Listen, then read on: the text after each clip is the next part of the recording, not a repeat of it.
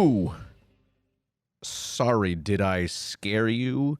It's officially October here at Talking Toku. We are all in on spooky season. Hello, I'm your host David. I'm Brian. That's the intro for today. Yeah. we're foregoing our usual intro in the name of getting spooked and scared, because we got to keep you on your toes sometimes, you know.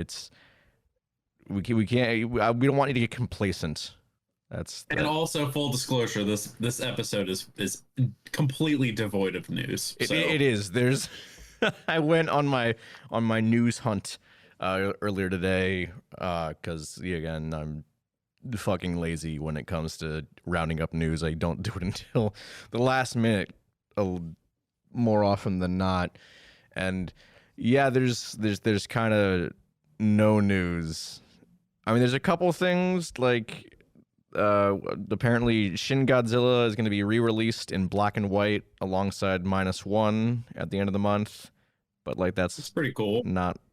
It's cool, but it doesn't warrant its own like full write-up of news. Nah, I don't think. Not really.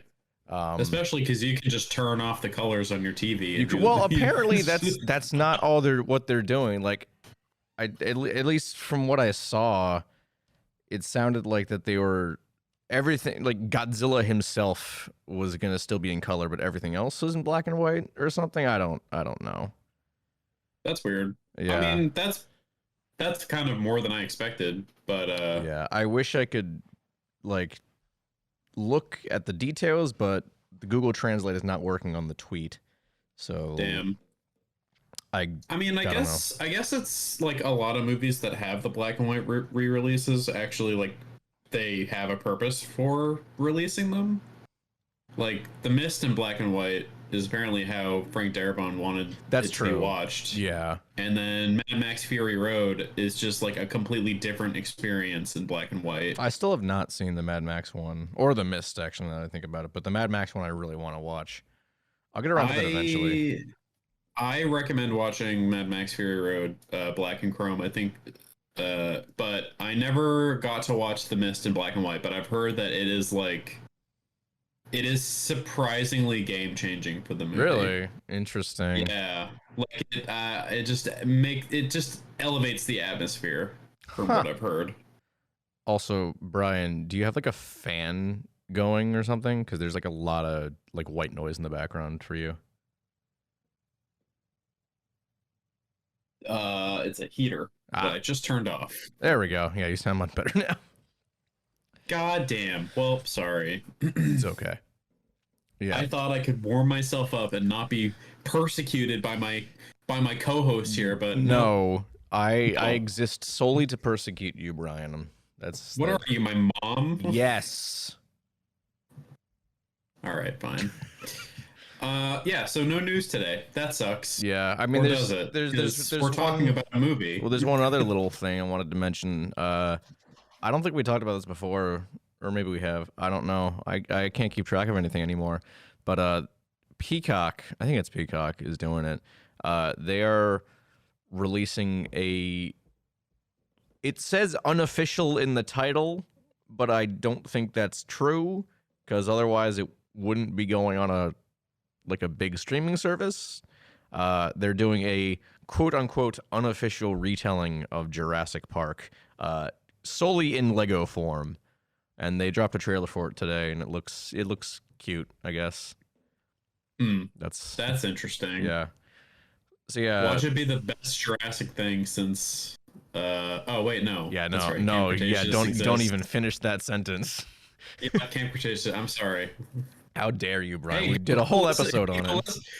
Listen to our Camp Cretaceous episode. It's great. That's true. It's kind of all over the place because we covered a fucking 5-season TV show in one episode. I mean, according to our #1 fan, Sam, it is surprisingly coherent. So. Oh, okay. I'll take her word for it then, because I sure as hell don't trust my own opinion. No. Well, anyways, Brian, like I said, it's into spooky season, and because we don't have a whole lot of news, what kind of spooky shit are you getting up to this month? This month, well, like in terms of what am I watching, or Just just in like in general, general? just in general. I want to know what you're doing. Your Halloween plans are. Well, on Halloween itself, of course, we're going to be binging a bunch of movies. I think one of them being the last Twilight movie because that shit's unhinged and hilarious. Okay. And we're making pizzas. Are they spooky So pizzas? they are going to be spooky Hell pizzas. yeah, Brian. That's what I like to hear. Yeah. And then today, I think we're going to make our Halloween or like our October scary movie watch list. Very, very nice. I already have mine. I'll talk about that in a minute. It's going up on a whiteboard, and we're gonna keep it out in the living room. Hell yeah! You better show me what's on it once you're done. Oh, I will. It's just a bunch of stuff that we have not watched for like stuff from last year that we meant to, but we never got around to. Yeah. And then some newer stuff from like this year and stuff that you've recommended, like that thing from the other day. Mm-hmm. And then I think I am going to play through Alan Wake Remastered this month. Oh, I should do that because Alan Wake 2 is coming out pretty soon. The sequel's coming out, and I have heard it is real good. Yeah. From the press previews, I've heard it's real good. But Brian, everyone's saying it's woke, so it can't be good. Oh my God, cry me a river. But yeah, so that's about all the shit that I'm getting up to. Yeah. For Halloween. Nice. I don't know. Very nice. If something else comes up, I'll let you know. Of course, we're doing pumpkin carving, but who doesn't do that? Oh, of course, yeah, no. We'll probably go spend a solid $150 at Spirit. So, well, Brian, you did forget usual. one of the most important things happening this month as well. Oh my God! And I don't know. What were you thinking of? I was thinking of the fact that you and I are currently going through Resident Evil 5. Oh my God, you're right. We are going through Resident Evil 5, the scariest Resident Evil game. Scarier than 6, really? Oh. Okay, second scariest Resident Evil game. You really had to think about that one for a second. I mean, Resident Evil 6 is genuinely terrifying to think about playing. Yeah, so, I know. So I would rather you can play that with someone else. Oh, who's gonna play it with me though, Brian? I don't know. Can you somehow get Siobhan to play it with you? I don't think that's gonna work. She doesn't have a working computer right now. Oh, that's right. I forgot about that. I mean, granted, I don't know when the hell I'm gonna end up getting around to playing Resident Evil 6, but still. Never. Just keep putting it off. Okay, fair enough. Yeah.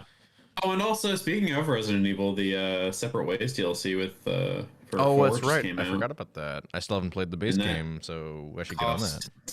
$10 dues. I think I'm probably gonna play Disgusting. that this month too. Should have been free. That's what I say. I've heard it's different enough from the original that it's worth it. Still should have been free. What? Still should have been free. I'm pretty sure the original was.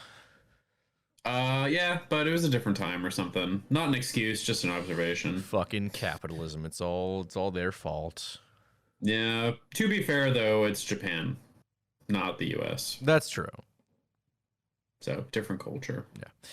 But yeah, I got my Halloween programming all set. Obviously, it's only October 3rd when we're recording this, so I've only watched 3 movies out of the 31 I have set. But I've watched The Boxer's Omen, which I'm not going to talk too much about because I did recommend it to you, Brian. That's the one that's going on the list. Yes. Like I said, I'm not going to say any much about it because I think it's a lot better if you go in as blind as you possibly can because it's fucking insane in the best way possible. So I won't say anything more about that. I watched our main topic, which we'll get to in just a second. And then today I watched Sinister for the first time, which was very neat. I enjoyed it quite a bit. And then I have a bunch of other stuff. I'll name them off rapid fire here. I have At Midnight, I'll Take Your Soul, Crabs, VHS Viral, The Visit, Saw 5, can't wait for that one. Resident Evil Death Island, can't wait for that one either. In the Shadow of Kilimanjaro, House of Wax, the original, The Last Voyage of the Demeter, because I never got around to seeing that in theaters, and I was very upset about it. Ooh, good movie. A teaser for an upcoming episode, but you already know about this, along with Ghosts, Saturday the 14th, The Thing from Another World, the original, The Haunting, The House by the Cemetery, Urban Legend, Hocus Pocus, Rosemary's Baby, Hellraiser Inferno, The Nun. Can't wait for that one either. It's going to be terrible, I know. I mean, so is Hellraiser Inferno, actually. The original Invasion of the Body Snatchers, Corpse Bride, Dead Silence, Bride of Chucky, Carnosaur, which I'm actually very excited to watch. That one, unironically excited to watch. Five Nights at Freddy's. Oh my god, I cannot wait for that to come out. Death Ship, Tigers Are Not Afraid, and then I'm capping it off. I usually like to cap my horror stuff off with a bang on Halloween night. I'm going to be watching Fright Night for the first time. Very nice. I think Sam and I on Halloween night, we're going to be... I know I said we're going to be watching the last Twilight movie, but I think also... Because she's never seen Trick or Treat, and Trick or Treat is like the best Trick or Treat Halloween. is phenomenal. And like I genuinely wish I could go back and watch that movie for the first time again. Mm-hmm. So I'm gonna get her to watch it for the first time, and I'm gonna get to see her face. So. I remember when I first watched that movie, it like legitimately scared me when I was a kid, and I first watched that. Yeah. Like I think it was the kids and the masks. Oh my god, the shit with like the zombie kids. Yeah, and you, that like, was you didn't even see anything happen to them. It's just the noises that they made. Yeah, that creeped me the hell out as a kid. Yeah, and then like I love I just really love the whole vibe of that movie. Like it's great. I love it. It struck this perfect balance that's so hard to get. Mm-hmm. Where it's like hokey and like very like stereotypical Halloween, but also like it is like actually scary. Yeah. Which like I don't really know any movies that do that except for like I don't know, maybe like the Evil Dead movies. They're hokey and kind of scary sometimes, but yeah, it's definitely a hard balance to strike. And actually, honestly, I kind of feel like our main topic kind of rides that line pretty well too. Hey, actually, how about that for a nice segue? That was a pretty good That segue. wasn't even intended. That was just right off the top of my head. Look at me go. I'm a good podcast host, guys. Fuck yeah. We've got like 2 years of experience, so yeah, should be good by now. Are we really though? No. it's arguable. But we talking stumbled our way into whatever this is. So whatever level of fame we're at, we've stumbled here. And hey, fame, that's another transition. Brian, look at you go. You weren't even thinking about it, I bet. I wasn't actually. Look at this. We're such good hosts, guys. My fucking word. About it being super on the nose. I think we did. I think we did. I think we did. Anyways, we are talking today about the film The 100, aka Creepy Crawly. That's the official title for the US. I still stand by that it's a terrible name, especially having now watched the movie. But I'm really excited to talk about it because I really enjoyed it. So, Brian, give us the rundown on this film. Okay. Well, the plot synopsis, I'm just going to go through it all in one because I just want to get to talking about the movie. Fame and Phil, two popular sibling YouTubers, check into the... I am not going to try to say that. Into a hotel for a state-mandated 14-day quarantine during the height of the pandemic. Also in Fame's and Phil's group are Leo, a quiet young man who arrives, his sister Lena and their father, and Steve, an ill-tempered American who I forgot was in the movie. I didn't even realize they gave him a name. If I'm being honest. Also didn't. In the hotel, they encounter strange events. A swarm of centipedes crawl out from every nook and cranny to attack the group. Then Fame and Leo find a mysterious corpse in a fire escape. Later, they discover that a monster is lurking in the hotel, a giant centipede that resides in the human body as a way to prolong its existence. The centipede possesses the body of a person, assumes the human shape and personality, then seeks out its next host. On and on. So it's impossible to tell if any of the hotel guests is actually the monster in disguise. The giant centipede finds out that Fame has a special blood type that enables it to extend its life forever. I didn't think it was forever. I thought it was just a long time, but okay. That's what at least that's what the subtitles said was longer, not forever, but whatever. I don't know. And Fame suddenly becomes its prime target. Leo has to find a way to save Fame along with his sister, his father and sister, by seeking a safe route out of the hotel, now surrounded by a deadly army of centipedes. And oh my god, is it an army of centipedes? It's a lot of centipedes. There are more centipedes in this movie than I have ever cared to see depicted. Disgusting.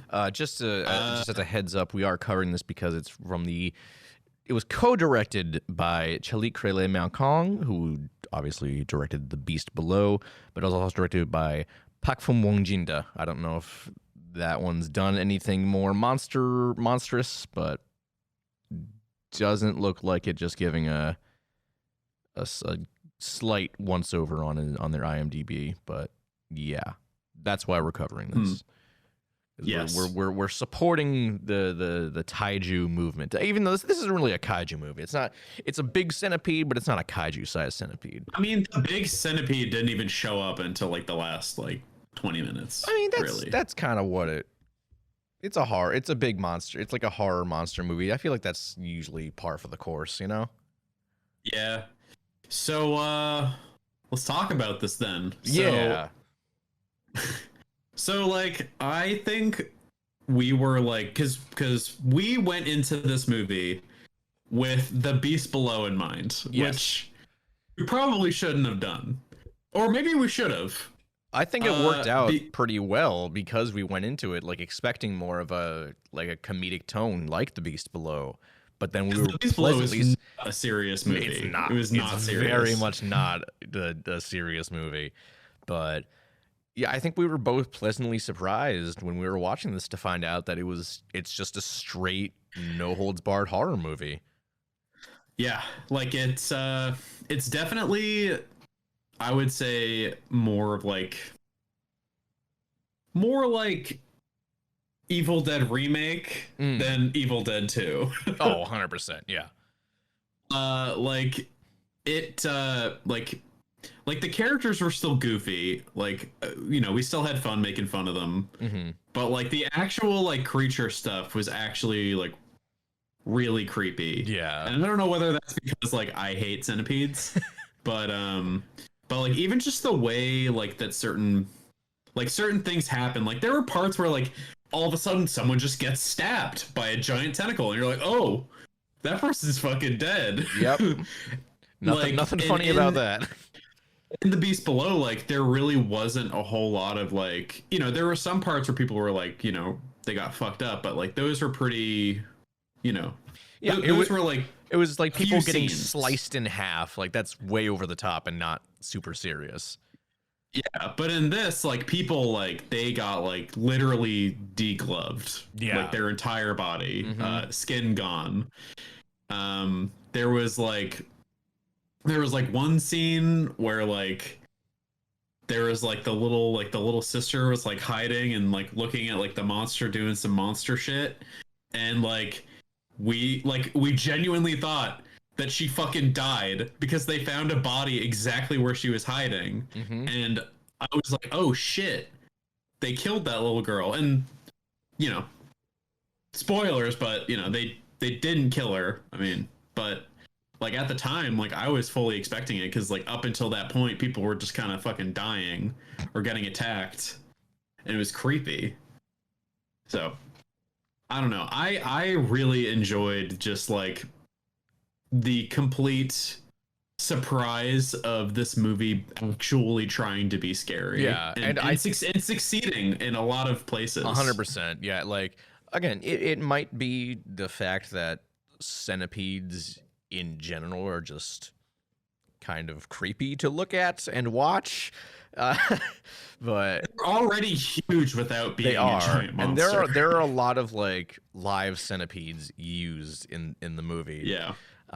Thankfully, I don't think any of them die. Thankfully, I could be wrong about that. I'm gonna just assume that none of them actually died during filming. But yeah, it just made my skin crawl during a lot of the runtime because I don't like him, man. Yeah. I don't like him. Like, I was actually very surprised by how they kind of used the regular centipedes way more than the big one. Yeah. Well, they probably they didn't want to waste all their budget, like, showing off the big one too much, because that would have just gone way over budget. I think that, like, it actually kind of worked to its benefit, because I remember, like, you and I were just like, wow, where's the big one? Come on. And then, like, at a certain point in the movie, there's, like, centipedes coming out of, like, literally everywhere. Yeah. And people are like, it's like the Titanic running away from the water, except they're running away from fucking centipedes. Yeah. And like people are just like getting like covered in them, and they're getting eaten alive, and like it's just disgusting. Yeah. Disgusting. And I was talking to you about this last night.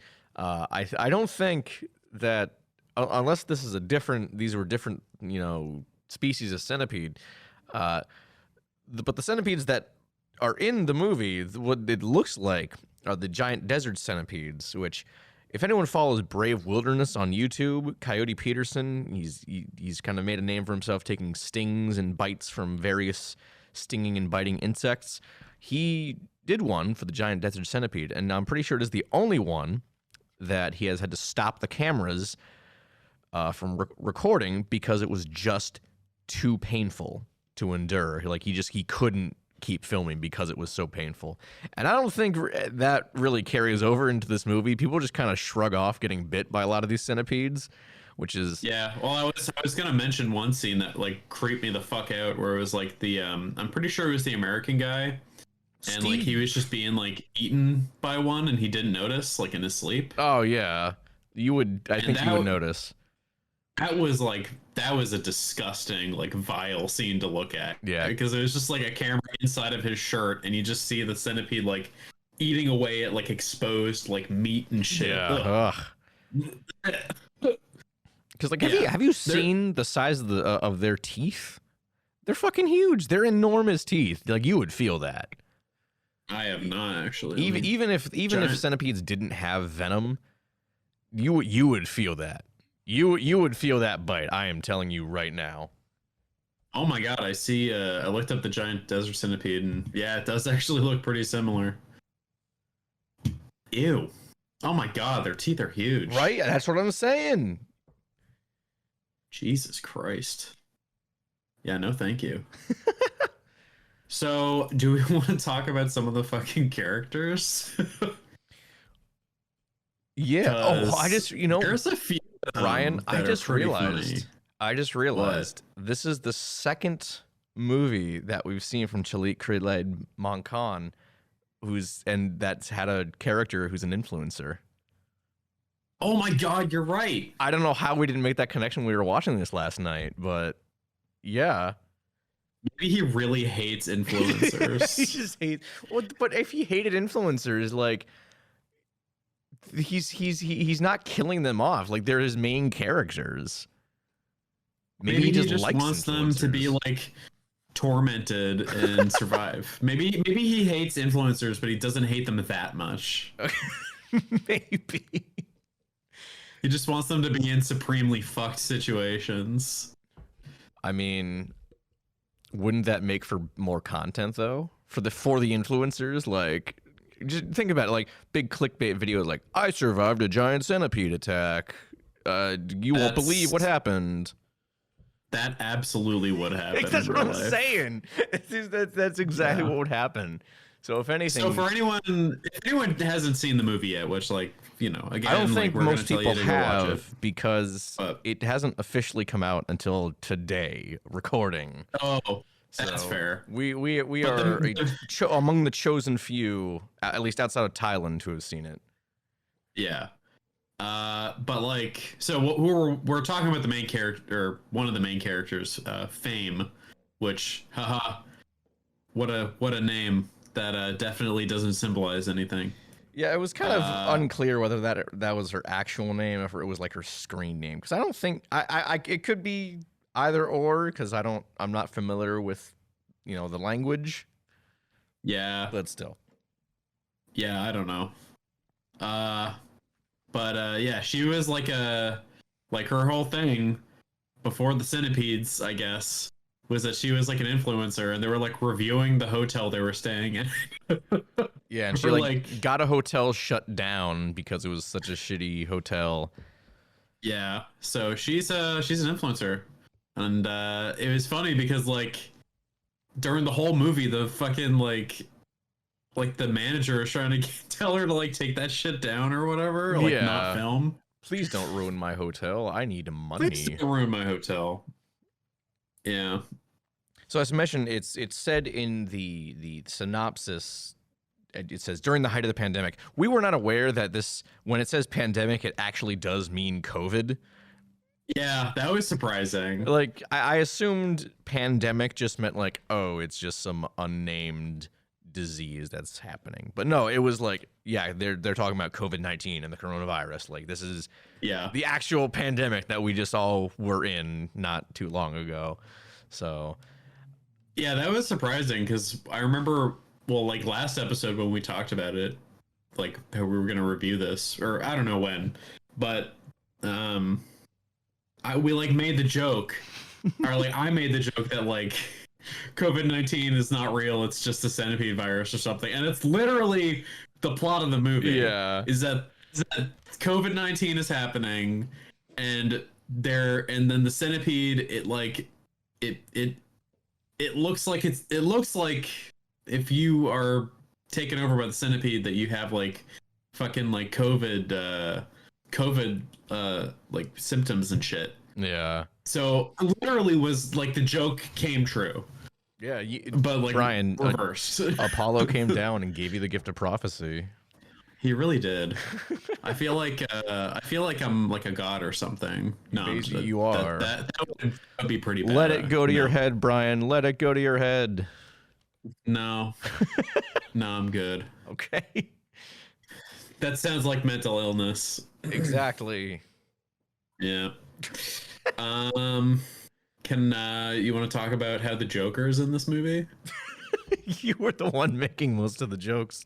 I guess it was kind of a shared thing. Leo or Leo, I don't know how I can't remember how they pronounce it in the movie, but I guess it doesn't really matter. I'm still unclear what his deal was.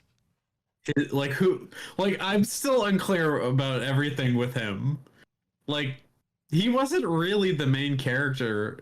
It was all four of the it was Fame, her brother, Leo, and his sister collectively were the main characters. Yeah, it's still unclear as to why they were they even went to the hotel. I know it's for the quarantine, but why did they go to the hotel? I don't know. Maybe we missed that. Maybe we're just stupid, which more likely than not. I'm on the IMDb, and this is actually a different summary. This is the 100 tells the story of a young woman who has just returned from a foreign country. Oh, okay, that makes sense. Yeah, so I guess her and her family is staying there. I understand.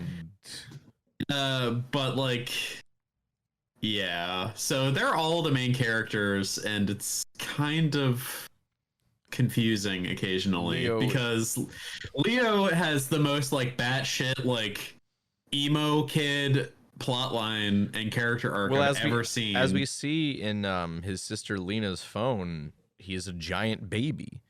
Yeah, a giant baby with the mad emoji. Yeah, that's right. Who the mad of the angry So emoji was after that. yeah, his whole deal is that he's just so angry all the time, Yep. and everyone's telling him to stop being He angry. hates. And He then doesn't like talking to his dad because I guess he yeah, misses he his hates his mom or dad. something. I don't, does he blame his dad for his mom's death? That was kind of unclear. I am unclear. I think so. Okay. I mean all I saw was, I mean, maybe it's like a subtitle. Maybe the subtitles aren't entirely Maybe. accurate. I don't know. But like I'm still kind of unclear. Like I know his mom died, and like maybe that made him angry, but like I don't know. But it's just funny because he's just angry all the time, and like you think like, oh, he's angry, like he's gonna kill this thing, but he just gets bodied when he's angry. Like he gets the shit beat out of him when he's mad. I mean, and then he doesn't learn his lesson, and he continues being mad, and then he dies, kinda. But he still beats the big centipede at the end. Yeah, he does. He does. More or less. And then he comes back as the Joker centipede. Yeah. So the ending is a little bit vague. Yeah. We'll get to that. Yeah, we're kind of. Let's talk about the big centipede first, and just talk about its whole deal. Yeah, and then we can talk about what happens to it, and then we can talk about the Joker. Well, I do want to mention one more thing about the Joker. Like the first scene we really get with him after the intro is his dad is outside his hotel room picking the prawns out of his food because he's allergic, and like he opens the door, takes one look at his dad, and just smacks the food out of his hand and slams the door in his face. It was so unnecessary, but it made me laugh out loud. Yeah, until just now. It was so stupid. Like I get also, it. Full disclosure, it's high as shit watching this movie. So, yeah. But yeah, like it's like we get it. You're not on speaking terms with your dad. But was that really necessary? Because now someone's got to clean that up, man. Like, come on. It's a hotel. People get paid to do that. I know, but like, have you seen that hotel? There's like barely any staff. There's like a total of 4 staff who worked there. That's true. It was like a surprisingly small scale hotel. Yeah, and I mean, I guess maybe that was because it was COVID. They had not much staff. Would make sense. And even then, one of the staff is a big centipede in disguise. So they really only have 3 staff. And that's including the manager, and he's not gonna fucking clean shit up. He's the manager. Yeah. Oh my god, the manager was so creepy. He was. Even creepy. I hated him. The boss guy. Yeah. From he I don't know what he did to that one woman. Well, he was threatening to fire her, and then he was like, "Oh, I won't fire if you I won't fire you if you have sex with me." I mean, he didn't say that outright, but he 100% implied it.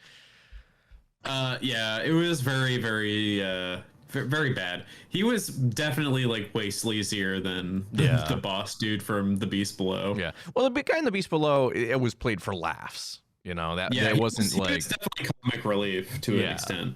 For sure. This guy, not so much. He was just kind of a terrible person in general. Yeah. Which, actually, I just realized that both this and The Beast Below either didn't kill the sleazebag character, or they killed him in a very non-satisfying way. Because I don't even remember what happened to the boss guy in this movie. I think he was the one who became the second big centipede guy.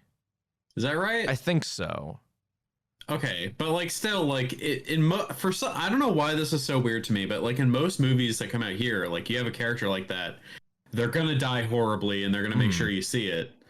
But for some reason, in these in the Taiju movies so far, The Beast Below and the 100, they kind of don't have anything terrible happen to them.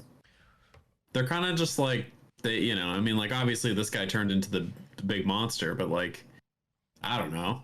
Well, The Beast Below, they used him for sequel setup because he comes out at the end of the credits and he has the an egg from the monster. So maybe we'll see. Oh, I forgot about that because that was like an after credit scene or whatever. Yeah, and I think you had clicked off by then. But I was the one who stayed for the credits. I'm a true. I've learned from watching Marvel movies. I know what to do. Marvel has brain poisoned everybody. I know. Oh, okay. Any other characters we wanted to mention? I mean, I like the fact that that his sister was trying to set Leo up with Fame for a little bit, and then Fame's sister was like, "Nope, not happening." Yeah, that was pretty funny. They were setting that up for a while, and then like they kind of dropped it like very unceremoniously. Yeah, like, I like that actually. So do I. No, it was kind of refreshing. Like, you don't need a romantic subplot in a horror film, and the fact that they were just like, yeah, let's do it. Let's do a romantic subplot. Wink, wink, nudge, nudge, and then they just drop it almost immediately afterwards. That's funny. It's kind of subversive in a interesting way, and I liked that. Do you think that was kind of like a dig at Hollywood? I wouldn't be surprised. I would think I would respect the decision even more if it was. So I would too, yeah, for sure. Yeah. Honestly though, like outside of the four, like I mean, hell, even really outside of just like Fame and Leo, I don't really remember a whole lot about the other characters. I mean, that was they were the most important ones, like Fame and Leo. They were the two like mainest characters. Yes, to a lesser extent, Rena and her dad, and to a much lesser extent, the Fame's brother, who wasn't really important to like the very last bit when it's revealed he was a centipede man. Yeah. But like up till that point, like he's just kind of there. I'm also a little bit unclear on the rules of the centipede guy because he was possessed or whatever, like it was in him, and then it let go of him, and he was completely fine after that. He was just normal. You would think that he'd be like dead or at least like injured in some way if a centipede of that size especially absorbed into your body. Yeah. So still, I'm a little unclear on that. Maybe it's like a spirit. I don't know, because it looked like when it let him go, it looked like a very fleshy detransformation. You know? Yeah, it did have that awesome tentacle that came out of not his face, but the other hotel staff's face. Oh yeah. That we joked was some Resident Evil shit. It did look. I don't know if we ever talked about what we thought about the Resident Evil Netflix show on here, but it was like somehow the effects were better than the Netflix show. I think we have. I don't know why we talked about it, but I think we have. Oh, because there was a giant monster at the end of it, the big fish or whatever. Oh yeah, the big crocodile. Oh, no, that's right. The big crocodile. That's right. I forgot about that. That was a terrible movie or a terrible show. God. Oh my God. We're reliving our memories. This is not good. No, it's not. If it makes you feel any better, I like I mentioned earlier, I have Resident Evil Death Island in my October viewing because, so the reason last year that we watched the Resident Evil Netflix series is because we were doing a video on Doritos Connections and Mountain Dew on YouTube. We were ranking all the live action Resident Evil releases. And this year, we're following up on that by doing all the animated films and TV show singular, which is one, Infinite Darkness. I am currently watching Infinite Darkness, and boy, let me tell you, Brian, I am fucking bored out of my skull. It's so boring. Infinite Darkness is bad. Yeah. The only part of it that I kind of liked was the last episode, or like the last fight, really, because it was kind of just like a boss fight torn out of the game that I didn't have to play, which is great because Resident Evil boss fights are not very good. Okay. But you know, I liked when Leon fought the rats, though. I liked when Leon fought the rats in episode 2. Oh yeah, those rats those rats are disgusting. I actually did like that. Yeah, but yeah, sorry about that tangent, but we had to. The memories of watching the Resident Evil Netflix series they're too strong to ignore. That does kind of get to like something that I kind of wanted to like, because we kind of talked about it a bit last night, but like the lost art of just making like big bug movies. Right? I wish we got more of those, man. Like they just don't really happen anymore. And they used to be like a huge subgenre in the horror and like creature feature genre. Like it used to be a lot bigger. All right, Brian, I googled giant bug movies on just to see like what had come out recently. And do you want to know what the first result for giant bug movies is when you look it up on Google? Bug movie. A Bug's Life. Oh, of course. That's not even a giant bug movie though. They're normal sized bugs. Yeah, but they look big because it's in their point of view. No, they look normal size. They look human size. Oh, that's true. If anything, the bird in that movie is the kaiju. Oh my god, you're right. Oh my gosh, that's fucking hilarious. Oh my god. Okay. Anyways, yeah, no, we don't get many giant bug movies nowadays. It's kind of these are not. Phantasm's not a giant bug movie. What the fuck? Neither is The Mist, really. I mean, it's got the big spiders. I guess so. And the big flies. Is the relic? But it's not really about that. Yeah, I don't think the relic. Yeah, the relic's not one. Isn't that like kind of a reptile kind of thing? I've never seen it, but I'm pretty sure the relic is just like it's just a big lizard. Yeah. Dracula 3D. I don't think that's a bug.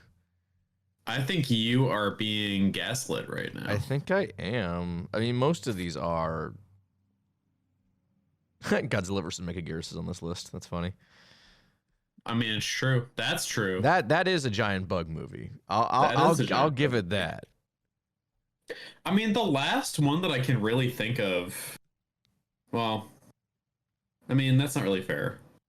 The last one that I can think of, I was gonna say Eight-Legged Freaks, but that movie's old. Yeah. And there's definitely been stuff that has come out. But like that's the one that like for me is like the last like really good one that came out. Okay. This one is I think I mentioned this on the podcast a couple months ago. Love and Monsters was one, I think that came out in 2021. It wasn't just bugs, but a lot of the monsters in that were bugs. I think I remember hearing about that movie. People liked it. No, it was really good. It's from the same writer who did Underwater and also Skull Island. He's the one who wrote that. Brian Duffield, who actually just released a new movie that I want to watch.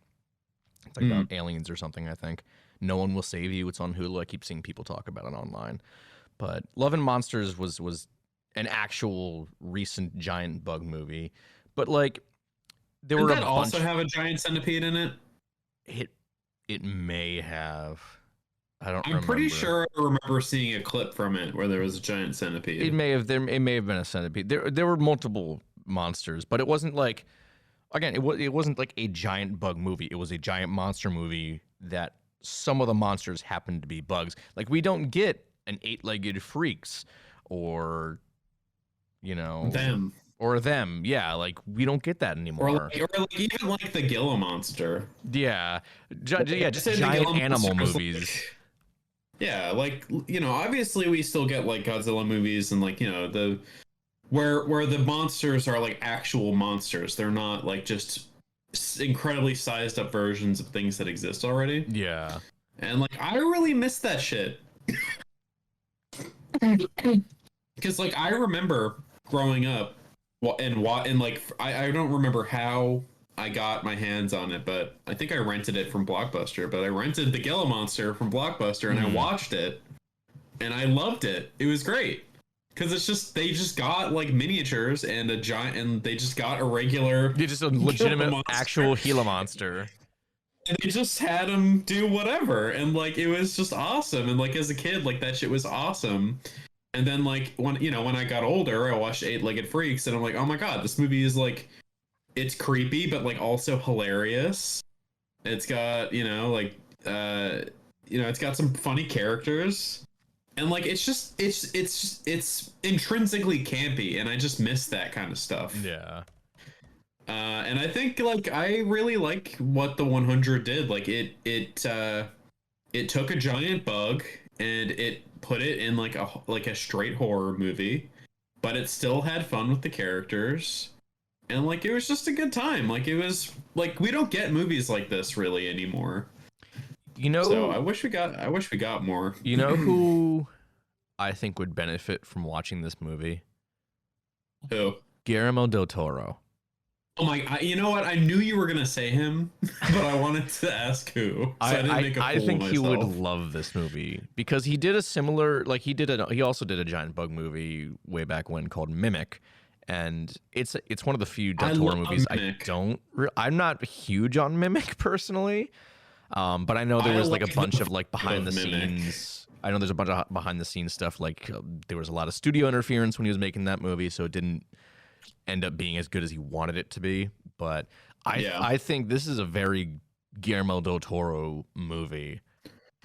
Yeah, I mean, I like Mimic for like what it is. Mm-hmm. I like the vibe of it, even though like it takes place in New York and it's like raining constantly, and New York doesn't get that much rain. Anyways, that's not what Godzilla 1998 told me. Oh my god. No. They would literally like they got like a bunch of rain like last week and they could barely keep the sewage drains going. Oh yeah, I saw. But like I could see Guillermo del Toro actually wanting to make a big bug movie. I think that's right up his alley. Cuz he's like into all that old school shit like we are. So. Exactly. I mean, do we know what he's doing next? No, I don't think. But you know what I just thought about? If them that's getting that remake, maybe we could see a resurgence in like big bug creature features. Maybe. I mean, like if it does well and there's some dude out there trying to get a script like greenlit with a production company, then like I don't know, maybe it'll be the juice that it needs to get through. Like if the numbers are good. Here's what we do, Brian. If the Them remake does well, next up is the giant Gila monster, and we do the same thing they did in the original, where we just have an actual live Gila monster on set, but we just touch everything up with CG, and it'll look great. Yeah, you know what? That sounds like a great idea. Let's do it. Sick. Sounds like a plan. Sick. Cool. I mean, you're the one with the film degree, so you should get working on that. I should get. Yeah, you're right.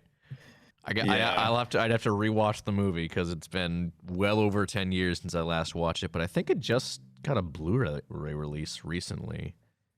Yeah, it's also going to be hard getting a Gila monster because they're incredibly dangerous. They are. Well, I don't. So are they like? I don't think they're like aggressive. Are they? No, they're just really venomous. Yeah. Well, I think so. They're venomous, but it's not like life-threatening. Like it's a painful bite, but I don't think it's like a life-threatening thing. I could be wrong. I have no idea. I only say that because I think, going back to Coyote Peterson, I think he also took a Gila monster bite on video once, and he's obviously still alive. So it says that the venom of a Gila monster is normally not fatal to healthy adult humans. I'm a healthy adult human. It's also stated that we might have some problems making this because they are a protected species and individuals without proper permits are not allowed to move or touch them. Oh, it even has Coyote Peterson here on the Wikipedia page. YouTuber Coyote Peterson described the bite as like hot lava coursing through your veins and claimed it was the worst pain he had ever experienced. It is generally regarded as the most painful venom produced by any vertebrate. Ow. Cool. Lovely. No thanks. Hey, at least it's not like a Komodo dragon. Komodo dragons are scary. Those will actually kill you. Komodo dragons, they'll like bite you, and they'll just follow you until their venom like kills you, and then they'll eat you. Well, it's not even venom. It's just they have so much bacteria in their saliva. Oh, that's what it is. That's not. It's not. It's just that. Yeah, you're right. So they're scary. They are actually, that would be a really cool movie to make a giant That's creature true. movie. Why has that never happened? Because like just take a Komodo dragon, which are already pretty big. Like they're as big as like maybe like a medium large sized dog, and just like scale it up like maybe 3 or 4 times, and that's pretty scary. Yeah. Why has no one done a giant Komodo dragon movie? Because they're already like one of the biggest lizards on the planet. Yeah, I don't know. And they look cool too. They do look cool. They're great. I love Komodo dragons.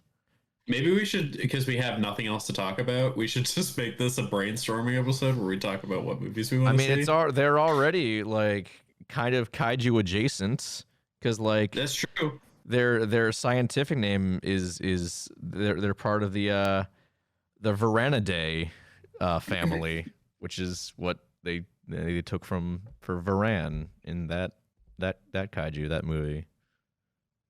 Reference. Oh my god. They're a lot bigger than I actually thought they were. How big did you think they were? I thought that they were probably like medium dog size, but they look like big dog size. They're like, I think they can get like to the size of like a human, like a 5-foot Oh human. my god. Yeah, they do not fuck around. No. And like they're constantly like drooling too. You can see it in their pictures. Yeah, like they already look awesome. Now I'm a little annoyed that no one's made a movie about Komodo dragon being like a. It's up to us, Brian. We'll do it. Monster. We're gonna do it. Like these are just actual real life like monsters. Yeah. Anyways, what were we talking about? the 100. We got so off track just now. My God. We can talk about the monster a bit, or we can just start wrapping up. Yeah, we can talk about the big centipede man. We haven't talked enough about him yet. All right. Well, I mean, his whole vibe is that he just likes to hide inside of people. That's kind of gay. Not gonna lie. Is a little gay, but like that's cool. Like he does what he does. It's cool. Works for him. It is interesting that it's sentient. Yeah, it seems like I kind of got the gist, like the vibe that it was more than its physical form. Like it seemed kind of like a demon. It did, like an actual demon more than anything, because it knew that it had like that it wasn't immortal, and it wanted to be immortal, and it knew exactly how to become immortal. That kind of speaks to it being more than just like that's not normal animal behavior. Because I think near the end of the movie or something, one of the characters was like, centipedes will always like try and like get ahead or whatever, which didn't make sense to me. But like if you look at it through the optic of like, oh, it's just like an evil centipede demon or something, like that makes a lot more sense. And like that's why like I like that that's my headcanon for the movie, because like it wouldn't make sense if it was just a physical giant centipede inside of someone's body. Yeah. Because people get like taken over by this thing, and then it releases them and they're completely fine until it decides to kill them for real. So like I thought that Fame's brother was like outright dead because he had been taken over, and he like grew that disgusting like long like tyrant from Resident Evil arm. That's right, he did. But then he came like he was fine with all limbs. He was fine. So I think it's spiritual, to be honest. You might be right. Like I don't think the fact that it's sentient. Discord. We went so long without me getting a Discord notification. I didn't even realize. There. All right.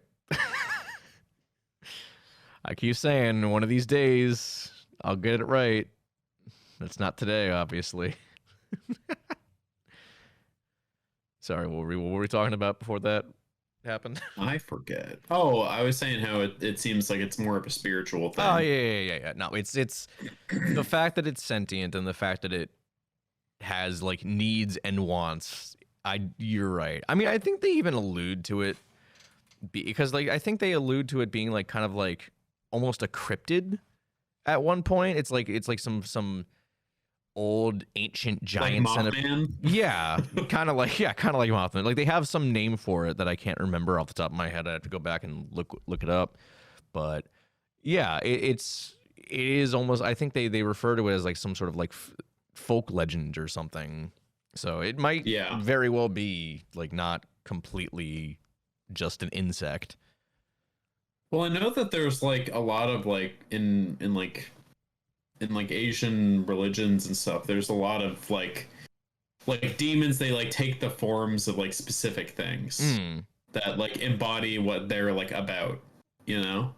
So like I don't know, what's like a centipede like about, like hiding and living for a long time and eating. That's kind of what it does in the movie. Propagating, like that's what it does. Yeah. So I don't know. I kind of like that angle to it. I stopped thinking of it being like a physical being once like it started to show signs of intelligence. But I really liked it.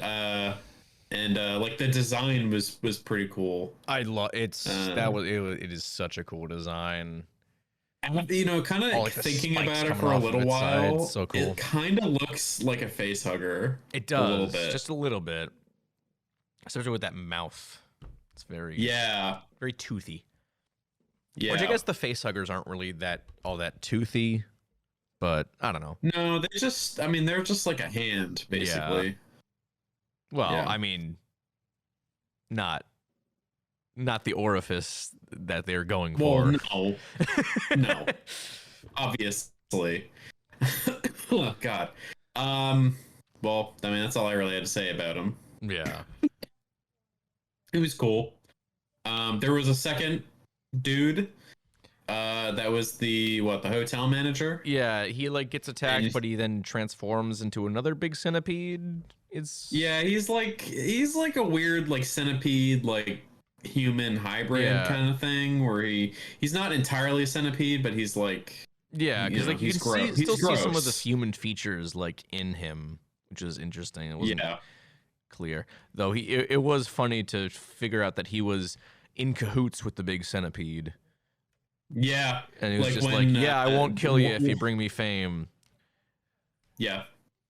I thought he was literally just gonna blackmail her to delete all the videos about his hotel. Right. I thought that would have been hilarious if that was the case. He was just in cahoots with the centipede the whole time. Yeah, he was like, I just want these centipedes out of my goddamn hotel, which so you know I don't what? have to foreclose. That's understandable. I would want them out of my hotel too. You know what? Maybe he was just a really good manager. Oh wait, no, never mind. He tried to sexually assault someone. Yeah. My bad.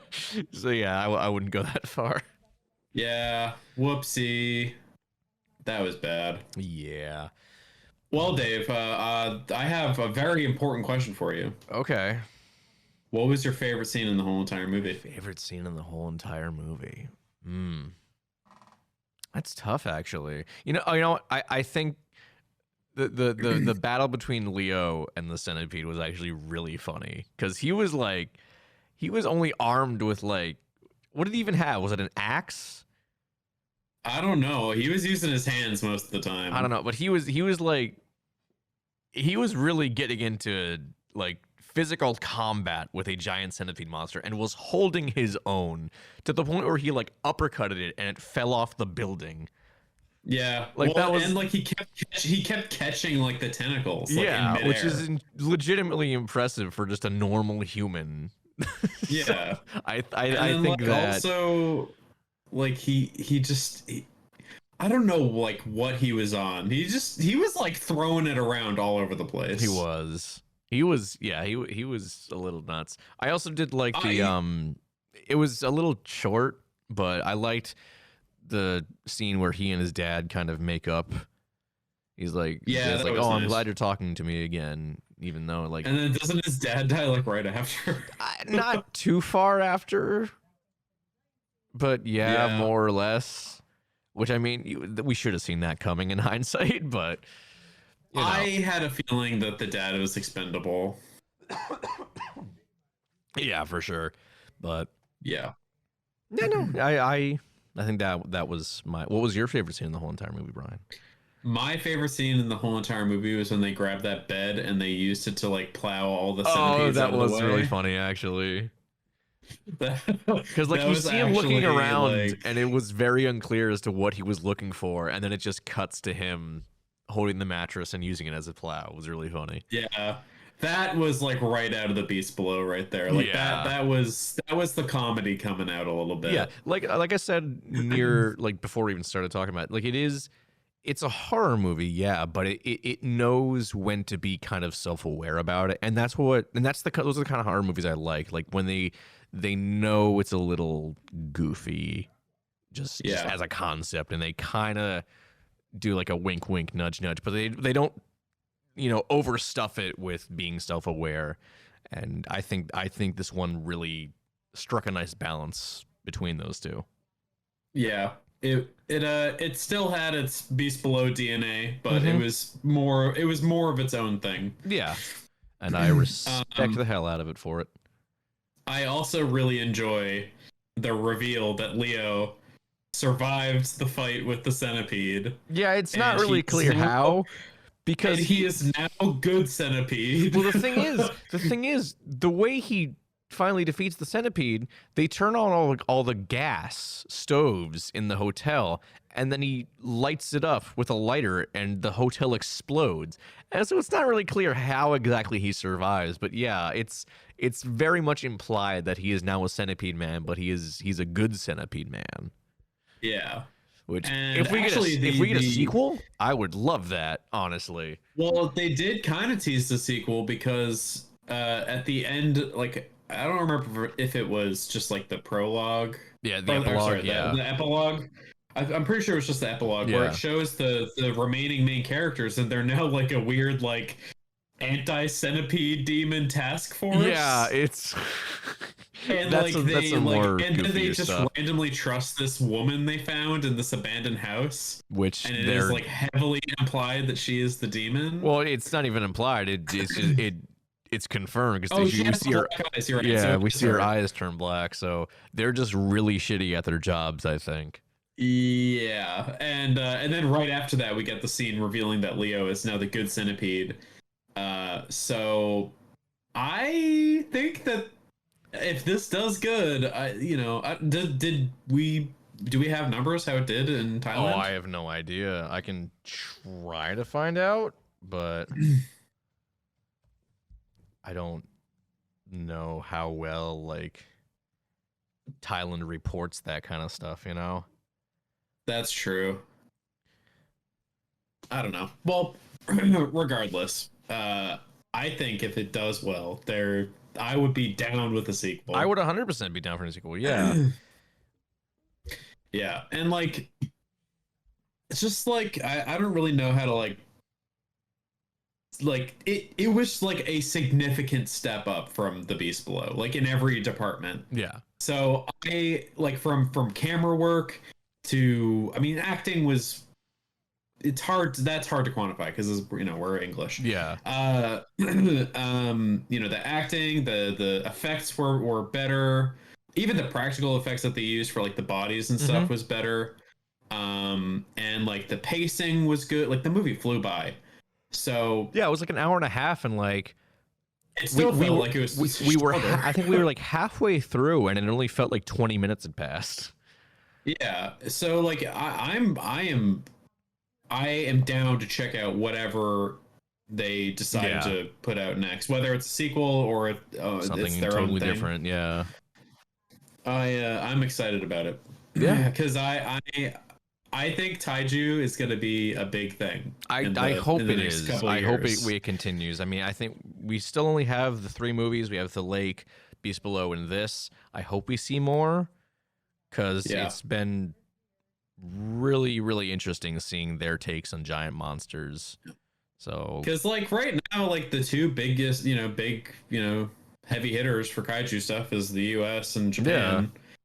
So like, yeah, I would like to see other takes on the genre. Like, there's so many countries with so many like, different ideas and like, different like cultures and stuff that have their own takes on giant monsters. Like, and we don't get to see a lot of that because they're because they're drowned out by shit from Hollywood and like they don't get the budgets and they don't get the wide releases, and I think that's a bummer.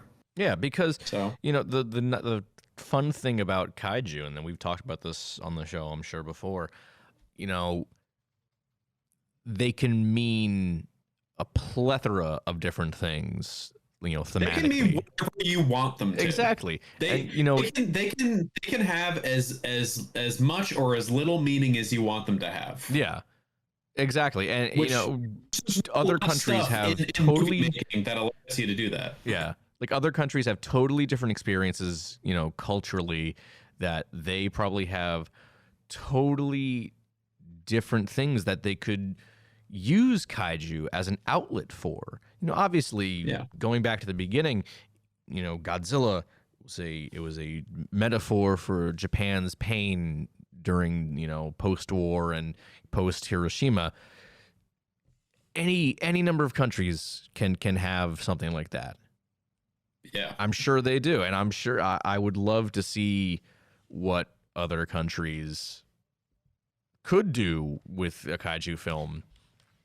I mean, just whatever you bring to the table is just going to be, it's better. It's better than not having anything or not having a voice. Yeah, even if it is like even just a homage to kaiju stuff from the U.S. or Japan, like it's still in a different voice that's recognizable. Yeah. So at the end of the day, what we're really saying, just make more monster movies. It's as simple as that. Especially more big bug ones. Especially more big bug ones, yeah. For sure. Yeah. Yeah. I think we had this exact same end conversation with The Beast Below too. I wouldn't be surprised, honestly. But I'm pretty sure we did. I mean, what out of 5 would you give this movie? When I reviewed it on Letterboxd, I gave it a 4. I would give it a 4. Sick. Yeah. Glad we're in agreement. This is why we do a podcast together, Brian, because we're so in sync. I'll fight you. Okay. Anyways, I think that's it. Unless you have anything else to add about I almost said The Beast Below, the 100. No, I mean, I didn't want to say too much about it just because I want to encourage people to go watch it. Yeah, especially because it's only officially out today. Yeah. So go watch it now. You're not gonna know who is who because we didn't say names. So I mean, you'll have to figure it out as you watch. We did say names. Well, some names, only 2 names really. Okay. 3 names maybe. I don't know. Go watch it. It's still good. Yeah. Don't argue with me, Dave. I'm not arguing. I'm just stating a fact. I'm just stating a fact. You said we didn't name any names, but we said Fame and Leo multiple times. Oh my god. Yeah, that's true. I'm an idiot. Okay. Okay. Well, I think we should move on. I think we should move on too. Cool. Is there any new cool kaiju stuff you're checking out, Brian? Well, not new, but it's a funny story. Okay. I think I definitely told you about it. All right. But over this past weekend, I took a little trip up to Canada to hang out with some friends for an early Thanksgiving dinner, because Canada's Thanksgiving is early October. Those fucking Canadians. I know, right? Always stealing stuff from us. Anyways, so we were up there. I brought my PlayStation 5 because I was like, well, they don't have one, and maybe they want to try some of the new games, which I mean, most of the games on the PlayStation 5 are PS4 games, so yeah. Anyways, I had Dawn of the Monsters downloaded.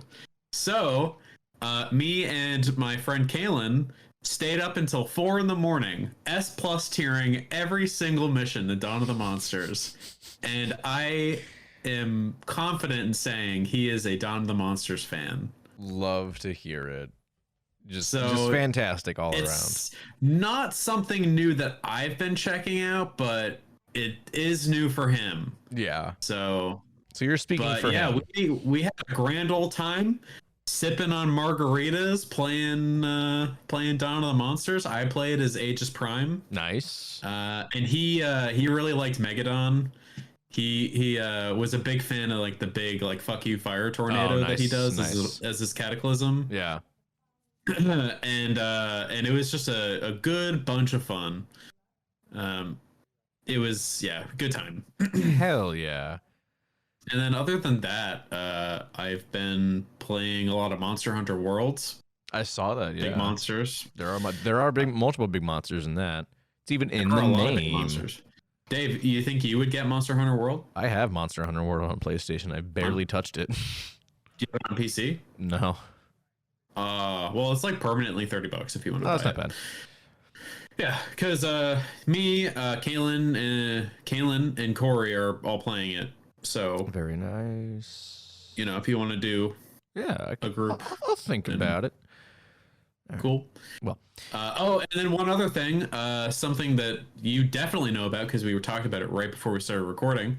I finished watching Adventure Time with our number one fan. Yes. And there is a big kaiju at the end of it. I dare say kaiju. He's more just a giant being named Golb.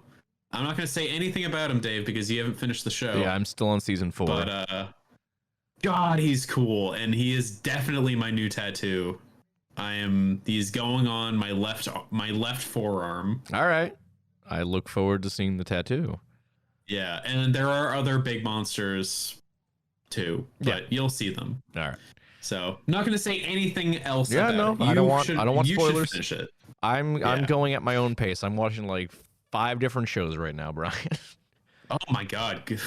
I can only do one at a time, dude. Well, one of the shows I'm watching, check out this sick ass transition. One of the shows I'm watching, I finally started watching season 3 of Netflix's Ultraman. And I know we've kind of dunked on that show quite a bit recently. I don't know what happened because we reviewed season 2 and it was not good. Season 3 is like way better. It's like a noticeable step up in storytelling and animation at that. So I don't maybe they really dropped the ball on season 2 because season 3 I think I'm on episode 4 out of like 13, so I'm still pretty early on, but like I'm kind of like enjoying it again. Like it might be my favorite season because like I remember enjoying season 1 when it first came out. And then I think I mentioned this when we reviewed season 2, like, oh, now that I've seen a bunch of Showa Ultraman, I kind of understand this now. I don't give a shit about this show. But now it's like, no, I do. It's just that season 2 was bad. It was just that bad. But yeah, no, I remember liking season 1. I just thought it went on too long. But season 2 is real not good. Which is weird because season 2 is like only 6 or 7 episodes long. It feels like double. I know it does, but no, season 3 has been really, really fun so far. Again, I'm still early, but it's really cool. Like the whole thing is that Shinjiro is like he's starting to lose control over himself. Like when he's in the suit, like he'll just be in battle and then he just won't be able to stop. Like He's like getting way too violent in killing the aliens, and he's not even supposed to kill him in the first place, really. And he's like causing way more destruction than he really should. So it's really interesting. And they brought not Alien Mephiles, it's Mephisto in this version of the universe, but he's been a really fun character. So yeah, it's Ultraman season 3 is actually surprisingly good. And maybe I should try it. Maybe you might like it, Brian. Maybe.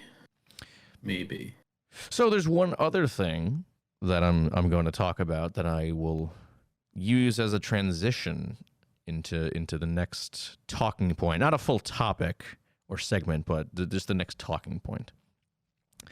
I read a book recently. book called Nemesis by Jeremy Robinson.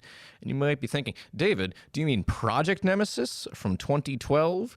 And I will say, no, you fucking idiot. I already read that, and I already talked about that on the show. Why would I talk about it again, you dumb person? You dipshitter. Yeah. Who do you think I am? What do you think I am, a bad podcast host? We already went over that. I'm not. I'm a good podcast host. Don't you pay attention? My God.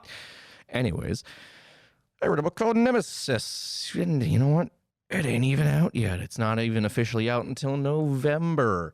Because you know why? You know why I read it? Guess what, guys? Next episode, we're having Jeremy Robinson himself on this show to talk about Nemesis and, I don't know, other stuff too, but mostly Nemesis, because that's the whole point of him coming on. That's why he's doing a bunch of interviews for the book. So, yeah. I'm not going to... Somehow we managed to get a New York Times best-selling author on our dinky little podcast. And by somehow, I mean he posted in the Facebook group that he runs for just fans of his work saying, hey, if anyone knows any kaiju podcasts or websites that want to interview me about the new book, drop it in the comments and we'll see what we can do. And so I was like, hey, I know a pretty cool podcast called Talking Toku, and here we are. Wow, you're so subtle. I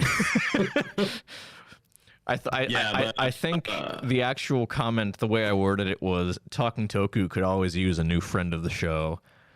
Oh my God, that's epic. I figured you'd appreciate that, Brian. I love that. But yeah. I mean, like, all jokes aside, like, I still can't believe this is happening. I know. I'm really excited. Mm-hmm. Yeah.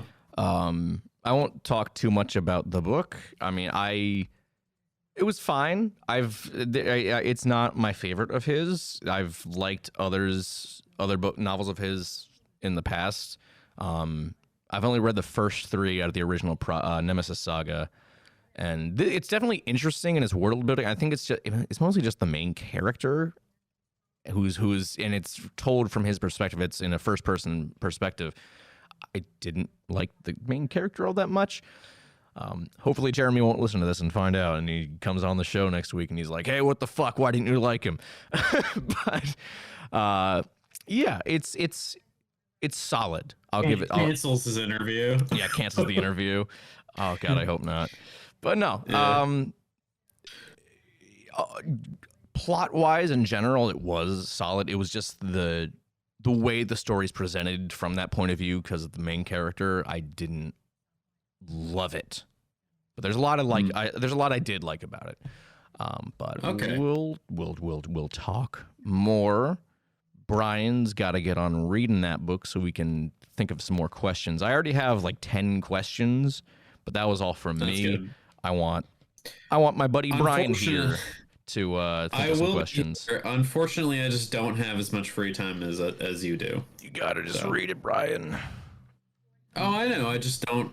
I literally do not have as much free time as you do. Just read a chapter. Start reading the book as soon as we're done. I am going to make a concerted effort starting today to read as much as I can per day. And I think I can just about get it done by next Tuesday. Okay, well, if it here, I'll give you some support. I don't know what the word I'm looking for is. Jacob Lingle, friend of the show, Jacob Lingle also has Jeremy scheduled for an interview in Kaiju United. Old friend of the show. Old friend of the show, yes. He read the book yesterday in one sitting. Oh my God, that's right. You told me about that. So if he can do that, I think you can do it in 7 days, Brian. That's true. I did read the Meg in like 3 days total. Yeah, so I think you'll be fine. Yeah. I'll get it done. Just have some schoolwork to do. I believe in you. It's the way I do it, Brian. If you want to, anytime I have like 5 minutes just with nothing, I just read. Because chapters aren't that long. Gotcha. Like, I don't think there was any chapter in that book that took me like over 10 minutes to read. So, well, I guess I will. And also, I'm gonna start doing reading right before bed. That's always a good way to do it too. True. That's true. So, all right. But yeah, so keep an eye out for that episode. I don't know if we'll do it. We're interviewing him next week, but I don't know if we'll actually have the episode next week because, there was no news the past 2 weeks, and I don't think there's going to be much more news in 1 week. So we'll record the interview on the 10th, but it might not be out until the 20th. But to make up for that, we will have our Halloween special about Along with Ghosts out the following week because we want it to actually be out on time to actually be here for Halloween because Halloween's on a fucking Tuesday. Double. Halloween's on a Tuesday this year, man. It sucks. I hate it. That's gross. Yeah. So disgusting. Look forward to having double talking Toku, not next week, but the week after. Yeah. Hell yeah. All right. Well, if that's it, this has been Talking Toku, and because we kind of stumbled our way through the intro, it was Boston Bellingham's only podcast about Godzilla, Gamera, Ultraman, and other kaiju friends. Follow us on Facebook and Twitter and Instagram and YouTube, all at Talking Toku. Join the Kaiju United Facebook group and Discord server and go check out their website. They have a pretty cool write-up about Takashi Yamazaki, who of course is the director for the upcoming Godzilla -1.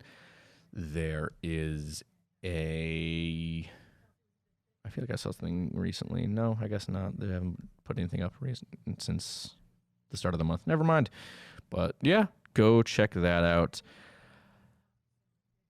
I feel like there was one other thing I wanted to say, but now we have our own Discord server now. Oh yeah, we do. Yeah, that's right. We do have our own Discord server now. Goddamn right. We don't really have much going on in there at the moment because at the moment it's just you, me, Siobhan, and our number one fan, Sam. That's the only people who are in here. I haven't. I said I was gonna post on the socials, but I didn't do that. But I'll. It happens. I'll do that soon. You guys know whether you do it today or I do it today. I'm gonna set a link up today. Okay. I mean that sounds. I mean you don't have access to the Facebook or the Twitter. No, but I'll do it for the Instagram. Okay. That's fine. I'll accept that. Yeah. So if you're listening and you've been on the show, then we'll give you the friend of the show role. You will get a special friend of the show role.